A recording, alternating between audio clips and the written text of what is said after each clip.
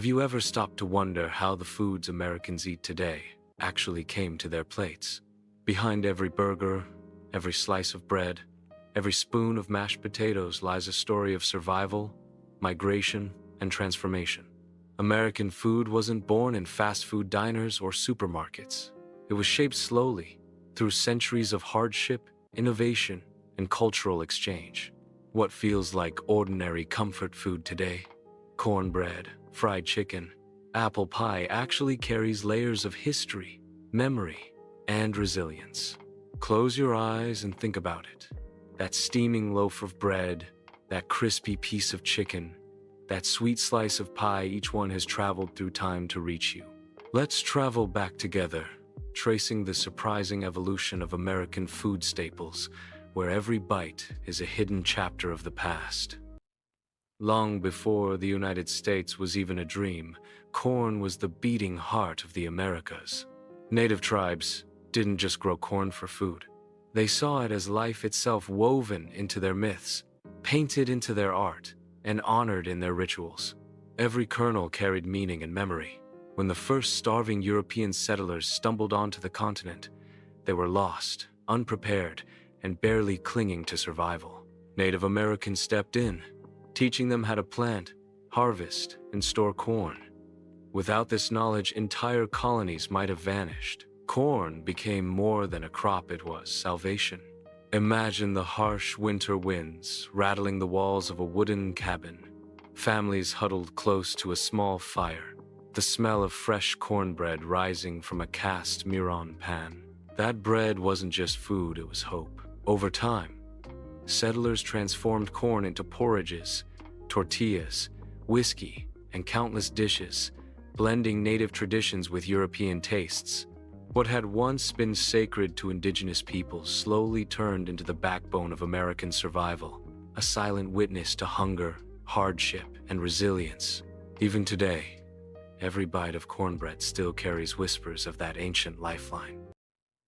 Now imagine another stranger from the soil, a rough, knobby root arriving from South America, the potato. When it first appeared, Europeans distrusted it, calling it the devil's food because it grew underground, hidden in darkness. Priests even warned people against eating it, believing it was unnatural. But in the New World, the potato slowly proved itself. Farmers realized it could survive in poor soil, grow in harsh weather, and fill empty stomachs when other crops failed. During the Revolutionary War, American soldiers marched on potatoes, filling their rations with this humble tuber. Later, waves of Irish immigrants, scarred by famine, carried their potato traditions to America, blending them into the nation's growing cuisine. Think of your Thanksgiving table, the warm bowl of creamy mashed potatoes.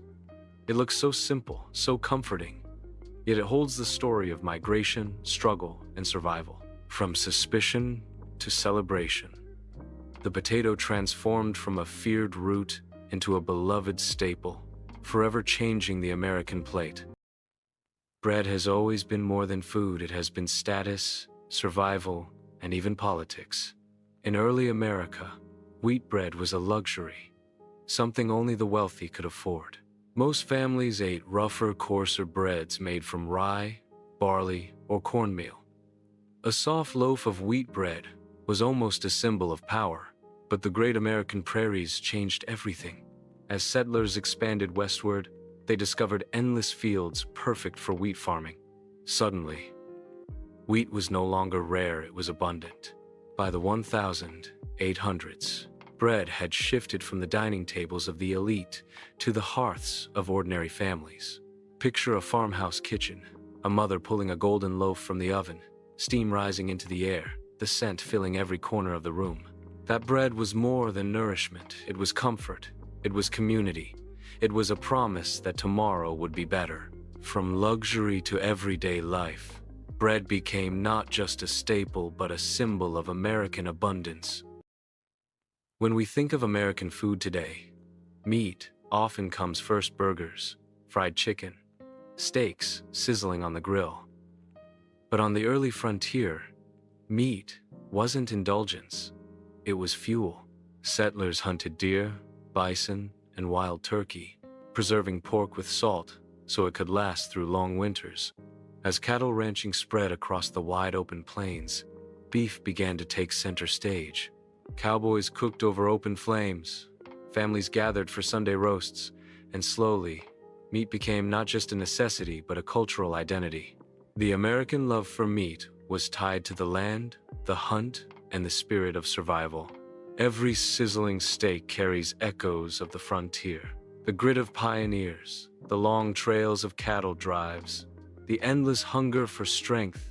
What began as survival food transformed into a national symbol, hearty, abundant. What about dessert? America's sweet tooth was born from a darker chapter. Sugar plantations in the Caribbean fueled a vast trade built on enslaved labor.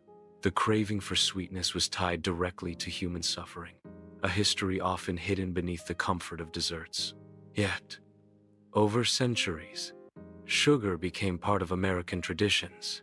Pies cooling on windowsills, frosted birthday cakes, Thanksgiving desserts, all of these were shaped by that long and painful past. Apple pie, now considered the ultimate symbol of America, wasn't originally American at all. It came from Europe, but when blended with New World apples, it became something unique, something deeply tied to American identity. Behind every slice of pie lies not only warmth and comfort, but also the memory of how sweetness arrived on American tables. Each bite is both pleasure and history. American food didn't just grow from the soil, it was carried in the pockets, the hands, and the memories of immigrants. Italians brought pasta, pizza, and rich sauces. Germans carried sausages, pretzels, and beer.